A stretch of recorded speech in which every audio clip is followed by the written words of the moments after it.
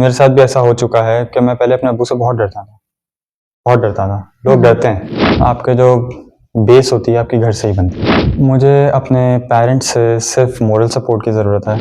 वो दो लोग जिनके ऊपर मेरी लाइफ डिपेंड कर रही है, मेरी हेल्थ डिपेंड कर रही है, मेरी थिंकिंग डिपेंड कर रही है, अगर वो दो लोग लड़ रहे हैं तो फिर मुझे सपोर्ट करने वाला कौन होगा। बिस्मिल्लाहिर्रहमानिर्रहीम, अस्सलामुअलैकुम वरहमतुल्लाह। मैं कमल अब्बासी और आप देख रहे हैं अनफिल्टर्ड जेंजी की एक और एपिसोड। एक ऐसा प्रोग्राम जहां बात होगी उन एहसासात की, उन जज्बात की जो इस नई नस्ल के दिल में रह जाते हैं, लेकिन किसी न किसी वजह से ये बाहर नहीं ला पाते या किसी से कह नहीं पाते, शेयर नहीं कर पाते, या शायद इनको सुनने वाला कोई है ही नहीं, या शायद किसी ने अभी तक कोशिश ही नहीं की इनको सुनने की। तो मिलते हैं आज के अपने नए मेहमान से।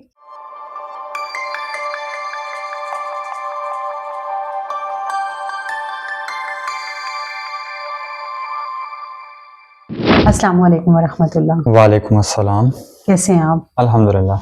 आपका नाम जान सकती हूँ? मेरा नाम मोहम्मद ज़ैन। मोहम्मद ज़ैन। ज़ैन, अच्छा, मैं कुछ सवाल आपसे करूँगी इससे पहले कि हम अपना प्रोग्राम का आगाज़ करें बाकायदा। ज़ैन, आप यहाँ अपनी मर्ज़ी से आए हैं? मैं बिल्कुल अपनी मर्जी से आया हूँ। आपके ऊपर कोई प्रेशर तो नहीं नो है? प्रेशर। कोई स्क्रिप्ट आपको दिया नो गया है? Scripted, no pressure. ओके। अच्छा ज़ैन, आप यहाँ आए हैं इस प्रोग्राम में और हमसे पेरेंटिंग के बारे में बात भी करेंगे, तो आपके पेरेंट्स को इस चीज़ का इल्म है, उनको बता के आए हैं? मैं बिल्कुल उनको बता कर आया हूँ। चलो, ये तो बहुत अच्छी बात है। अच्छा ज़ैन, आपकी एज क्या है? My age is 21। 21।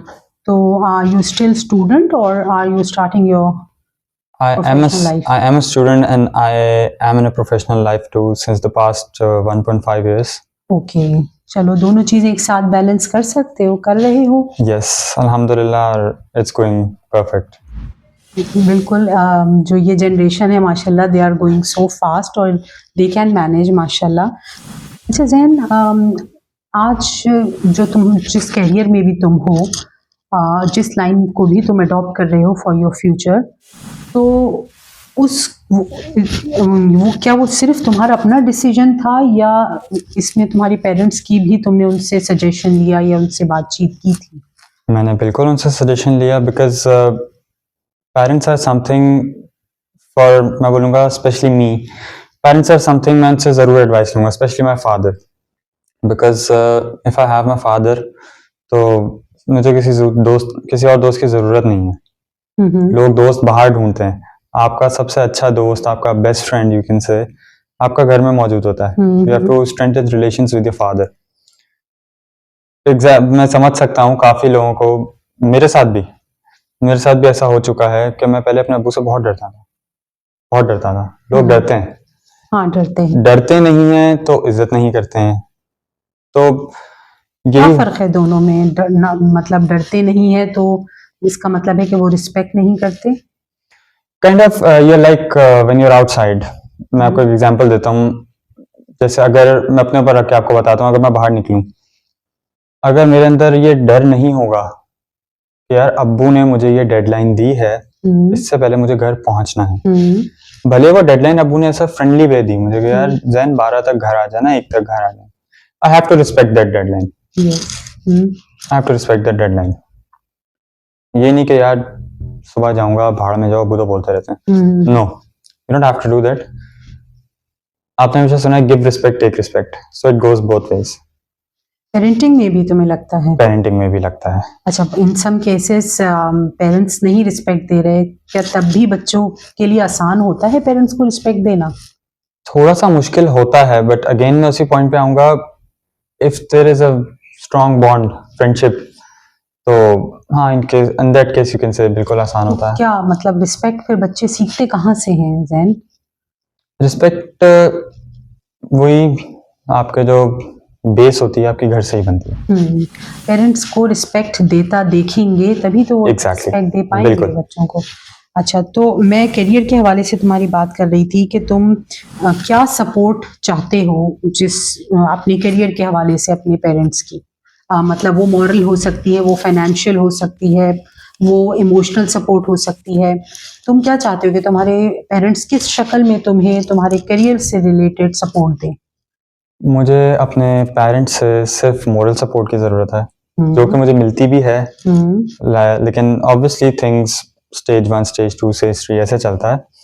So because financially मैंने हमेशा इंडिपेंडेंट होने की कोशिश की हम्म कि किसी तरह मैं अपने खर्चे तो उठाऊं ही उठाऊं। I support my dad, I support my mum. मतलब मेरी हमेशा से ख्वाहिश होती थी कि यार ये दोनों जो है ना, इनके मुंह से बस बात निकले और मैं किसी तरह पूरी कर दूं। पूरी कर दूं मैं। सो मुझे इनकी मोरल सपोर्ट की काफ़ी ज़रूरत है, बिकॉज जब मुझे पता होगा कि मेरे पीछे दो ऐसे पिलर्स खड़े हैं जो मेरे साथ ही हैं, जो भी हो जाए दे आर विद मी, मुझे कोई कुछ नहीं कर सकता, कोई कुछ नहीं कह सकता। सो मेरा फिर अपने करियर में फोकस, और आप कहेंगे ना अलग टाइप का एक्सेल होगा उसमें। तुम्हें नहीं लगता कि तुम थोड़ा तेज भाग रहे हो? मतलब तुम in age of 21 you are suppose to support financial support to your parents. तुम्हें नहीं लगता ये थोड़ा जल्दी है? इट्स नेवर टू अर्ली और इट्स नेवर टू लेट। आपको, मैं बोलता हूँ, चीज़ें एक्सपीरियंस करनी चाहिए लाइफ में। जैसे कि आप लोग जेंजी लैंग्वेज में बोलते हैं YOLO, you only live once. So वही है, यू ओनली लिव वंस। आप जितना एक्सपीरियंस कर सकते हैं, जितनी चीज़ों को आप कर सकते हैं, गो फॉर इट। राइट। तो अच्छा, बिलीव करते हो दो लोगों में कॉन्फ्लिक्ट्स हो सकते हैं? बिल्कुल होते हैं। अच्छा, पेरेंट्स में कॉन्फ्लिक्ट्स होते हैं तो घर के माहौल का या उनकी लड़ाई का तुम पर क्या असर होता है? ऑब्वियसली मैं थोड़ा सा ऑफ हो जाता हूँ फॉर द डे और too, because I told you, मेरे लिए मेरे parents, specially my father, is a very strong character in my life. So मैं थोड़ा सा ऑफ हो जाता हूँ कि यार वो दो लोग जिनके ऊपर मेरी लाइफ डिपेंड कर रही है, मेरी हेल्थ डिपेंड कर रही है, मेरी थिंकिंग डिपेंड कर रही है, अगर वो दो लोग लड़ रहे हैं तो फिर मुझे सपोर्ट करने वाला कौन होगा? तो आप, तुम्हारे अंदर जो फीलिंग्स इमर्ज होती हैं, क्या उनको नाम दे सकते हो? Was that इनसिक्योरिटी या कोई फियर या क्या चीज होती है जो तुम्हें फील हो रही होती है उस मोमेंट में? I can tell you that a bit of heart breaking, bit of, मतलब माई हार्ट शटर्स कि no, I can see any conflict in my life, लेकिन ये दो करेक्टर्स हैं मेरे लाइफ में, इन करेक्टर्स को कन्फ्लिक्ट होता देख के थोड़ा सा फील होता है। अच्छा, तो फिर जब उनके कॉन्फ्लिक्ट्स हों तो तुम्हारे ख्याल में what is the best way? वो किस तरह, how they can resolve the issues जो भी उनके दरमियान खड़े हो रहे हैं? दे कैन रिजॉल्व इट, एक दूसरे को टाइम दिया जाए, पर्सनल स्पेस दी जाए, वरना अदर केसेस में ये भी होता है कि एक या दो में से कोई, दोनों में से कोई एक एफर्ट कर रहा होता है, मना रहा होता है। मना रहे होते हैं। So you feel good about it? या श्योर, मुझे बिल्कुल बहुत अच्छा लगता है, क्योंकि तुम्हारा कोई इनपुट होता है जब पेरेंट्स या बिल्कुल। घर का माहौल को खराब होता है? तुम्हारा क्या इनपुट होता है? बिल्कुल होता है। मेरा इनपुट ऐसा होता है, मैं हमेशा से, मेरी अम्मी से भी मुझे इसी बात पे डांट पड़ती आई एंड एवरीथिंग, के मेरी जो नेचर है ना, वो थोड़ी सी, आई एम स्टिल यंग, क्योंकि मैं still young by the way. Young मैं बोलूंगा, I am still in my kind of childhood. कोई घर में लड़ाई होगी, कुछ होगा, सो टू अवॉइड, ताकि वो, और कहते ना आग पे लोग तेल फेंक रहे हैं, कुछ कर रहे हैं, वो ना हो, आई गो, मैं बच्चों वाली हरकतें करना शुरू हो जाऊंगा, just to make them laugh, उनको डिस्ट्रैक्ट करने के या लिए। Just to distract themselves. Okay, बस ये तुम्हारा इनपुट होता है। इसके अलावा तुम्हें लगता है तुम कुछ कर सकते हो? अभी तक तो नथिंग सच, बट यही है, इनको डिस्ट्रैक्ट किया जा सकता है in the best way possible. Right. And कोशिश पहली यही हो कि घर में ऐसा माहौल ही ना हो और कोई ऐसी बात ही ना हो जिसकी वजह से कोई कन्फ्लिक्ट पैदा हो। अच्छा ज़ैन, जो ये वालिदैन की जो भी पेरेंटिंग स्ट्रेटजीज होती हैं रिलेटेड टू तरबिया, क्या उनमें से कोई ऐसी चीज़ है जो तुम अनडू या डिलीट करना चाहते हो?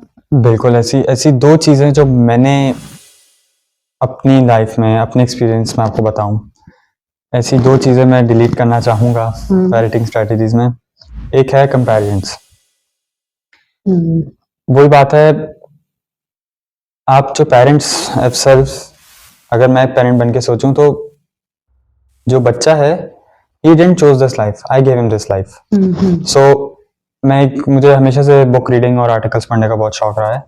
तो मैं उस दिन एक बुक में पढ़ रहा था कि I owe my kids everything, they don't owe me anything. Very true. क्योंकि अगर मैं बैठ जाऊं बोलूं उस बच्चे को देखो, उस बच्चे को देखो, उसने वो कर लिया, उस बच्चे को देखो, उसने ग्रेड्स हो गए, कुछ भी हो गया, anything in life. So you have to understand, अगर वो दो बच्चे हैं तो अल्लाह ताला ने किसी वजह से उनको दो बनाया, वरना वो दो एक होते। अगर उनकी क्वालिटीज, उनकी स्ट्रेटेजीज सब एक जैसा होता तो वो एक होते, वो अलग अलग पैदा ना होते। Everyone has different natures, different skills, different strategies. तो parents They are two different individuals. They बिल्कुल can't be same. बिल्कुल, they can't be the same, they have different minds, different mindsets। Very true. और दूसरी आदत एक वो हो, you shouldn't be building fear in your child। Healthy fear की बात करें जैन या अनहेल्दी फियर की मैं बात? अनहेल्दी फियर की बात कर रहा हूँ। लाइकवाइज मैंने आपको जैसे पॉडकास्ट के शुरू में बताया, जैसे मेरे फादर ने मुझे डेडलाइन दी 12 बजे की, तो मुझे 11:30 बजे अगर मेरे साथ कोई इंसिडेंट हो जाता है या कुछ कुछ भी हो जाता है, हम अगर डेडलाइन वाली बात को साइड पे भी रखें, मेरे साथ कुछ भी हो रहा था लाइफ में, तो मेरा रिएक्शन ये नहीं होना चाहिए कि if my father gets to know about this he will surely kill me. नहीं, मेरा रिएक्शन ये होना चाहिए कि यार मसला हो गया, I should have to call dad. मैं अब्बू को कॉल करता हूँ, he will surely help me, he will surely get me help out of this situation. And this is called trust या कॉन्फिडेंस, जो बच्चों को अपने पेरेंट्स पे होना चाहिए या होता है, जिसकी तुम बात कर रहे हो।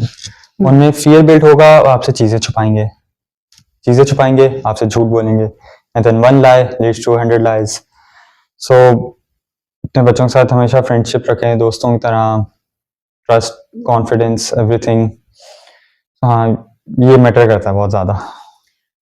जी, बहुत ही प्यारी बात की जैन ने, और आप लोगों को इस चीज़ से कोई ना कोई क्लू ज़रूर मिल रहा होगा कि कौन सी चीज़ें हैं जो बच्चों को सबसे ज़्यादा जो है वो मेंटली डिस्टर्ब कर रही होती है। एक तो कंपैरिजन, जो कि इटसेल्फ टॉक्सिक होता है किसी भी एज में, और इस एज में जब बच्चा खुद एक प्रैक्टिकल लाइफ में कदम रख रहा है, उस वक्त अगर कंपेयर किया जा रहा हो तो this is extremely killing for your child.